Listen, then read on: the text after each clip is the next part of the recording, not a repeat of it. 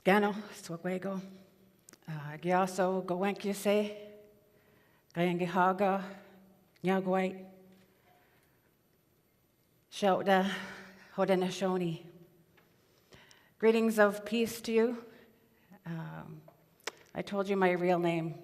My real name is Gowenkyase, and it means she's visiting. And I'm from the Mohawk Nation, Grand River Territory, and we're a part of the Haudenosaunee Confederacy.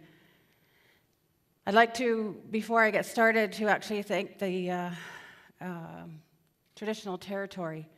That's our custom, is to give thanks to the traditional territory who I'm visiting, and because that's my name, I have to acknowledge that. So this is Blackfoot territory and part of the Treaty 7. So I want to thank them and their ancestors for allowing all of us to be here today. What I'm here to talk to you about today is something that's very heartbreaking, something that is very difficult to talk about. It's something that we're talking about, the spirits of missing and murdered Indigenous women, and the epidemic and the numbers of women that we're talking about is at a really critical and epidemic point in time. I was raised in my community very traditionally, attending longhouse ceremonies.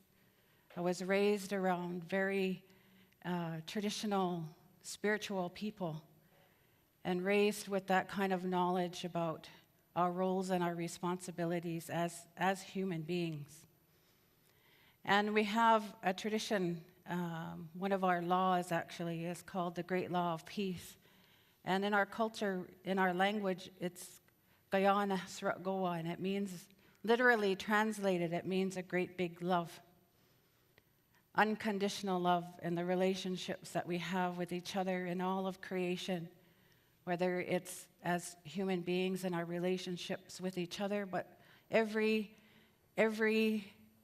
living spiritual thing, everything that has life has a spirit, and we're all connected to it, all connected to all of those things. So we have that responsibility, and our ceremonies give thanks to that. Every ceremony that we have, because we have to acknowledge that. Otherwise, we wouldn't be here as human beings if it wasn't for our mother, the earth. And so there's a direct relationship, and I want to share this with you. We use wampum belts as part of our oral history and part of our understanding of who we are. And very rarely will you ever learn this in school. You know, a lot of times the history that's being taught in school is the colonizer's history. And so very rarely do we learn, even I didn't learn in school, about my own culture, about my own traditions, and even something that I'm going to share with you. And this is about the role of women in our culture. This is called the Women's Nomination Belt. So we had hundreds of treaties that were used to recognize and to remember our history. And this is just a very tiny bit of that oral history because I want to talk specifically, and it's directly related. And this was about the strength of women in our culture and the role of women in being leaders and being respected and honored for her role and her responsibilities in our culture. She chose leadership. She was a leader of her clan. She's a leader in her family. And everybody respected her. She's honored so much and respected so much. And do you know why? It's because we're the ones that bring babies. We're the ones who bring nationhood. So they're honored and respected because of that. And so because of that honor and that respect that is given to women, they're given that leadership role. And so that's what this belt represents. She's a leader in her house, and she represents our mother, the earth.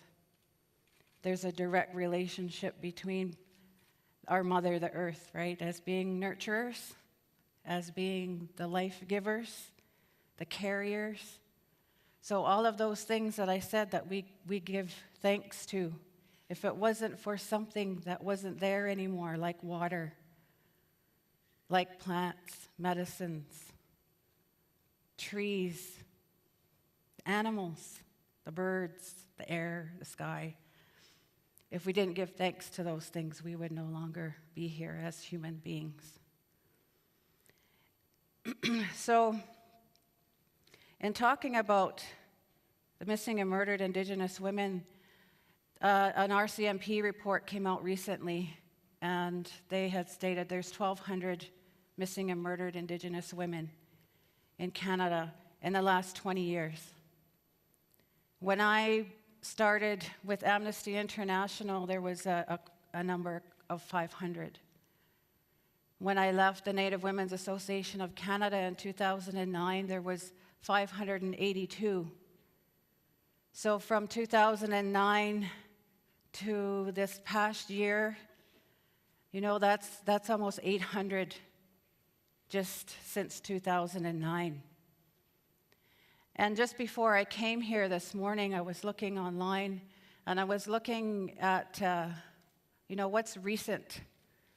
So I have participated in the Families of Sisters in Spirit. It's an organization that started after the Sisters in Spirit initiative, and looked on their Facebook page and searched through that page, and there's 20 just in the last 2 months.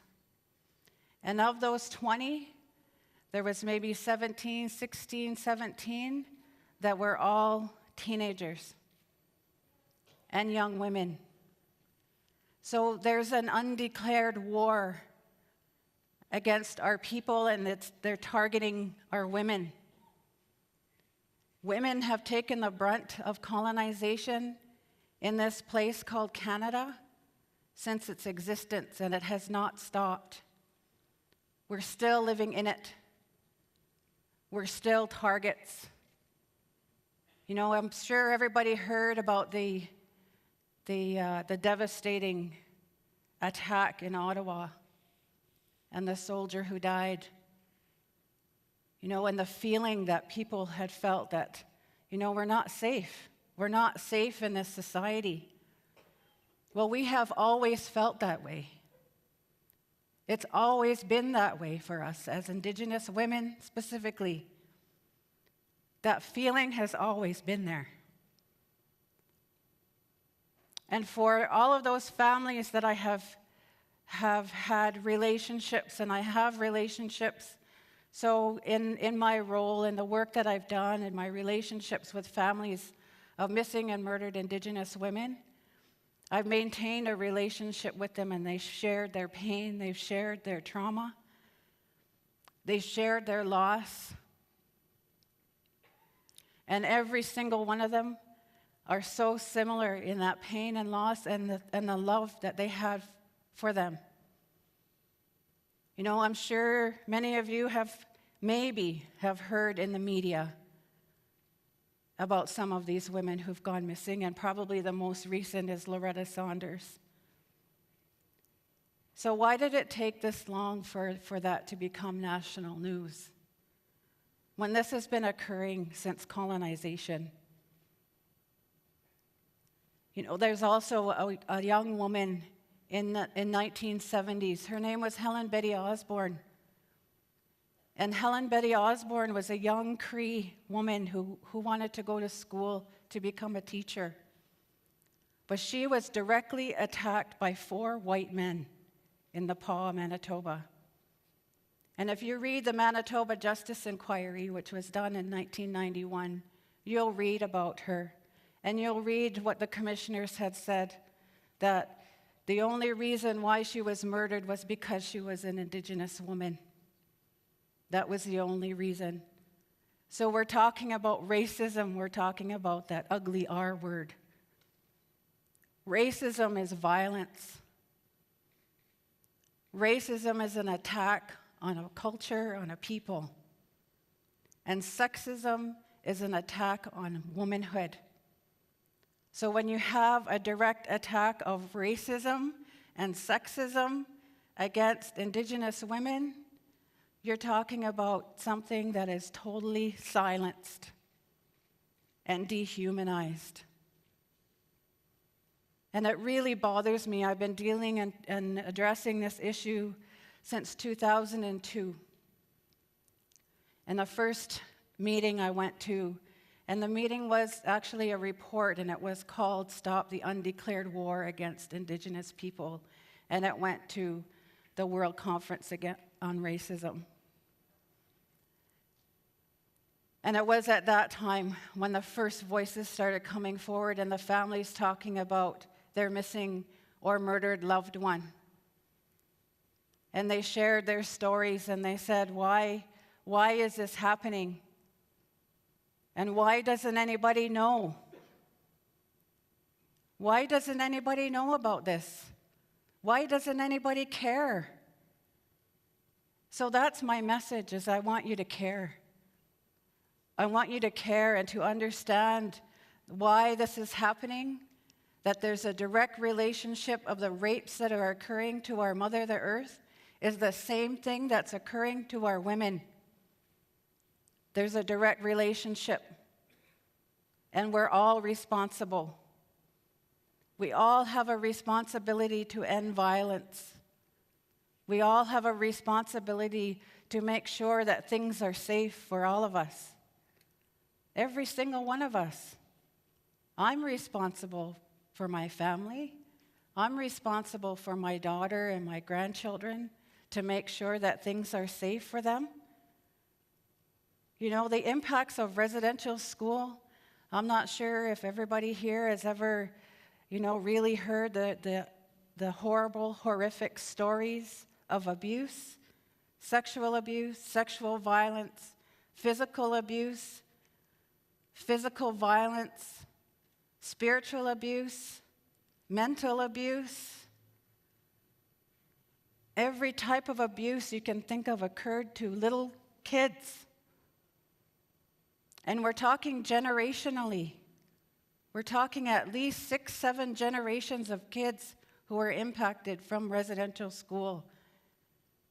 And Indigenous women who are gone missing today or murdered today were either in residential school, or their mother or their father or their brother or their sister were in residential school. And Harper, this prime minister talked about an apology. There was this so-called apology to residential school survivors. I had the honor to, I don't know if it was an honor or not, but I was able to stand on the floor of the House of Commons and respond to that apology. And you know what it was like? It was like talking and facing an abuser. Because that colonization is still happening, it's still occurring.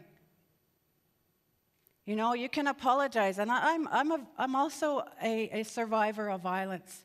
Every kind of violence you can think of, from a kid of 4 years old till I was at least 10. So I know what it's like.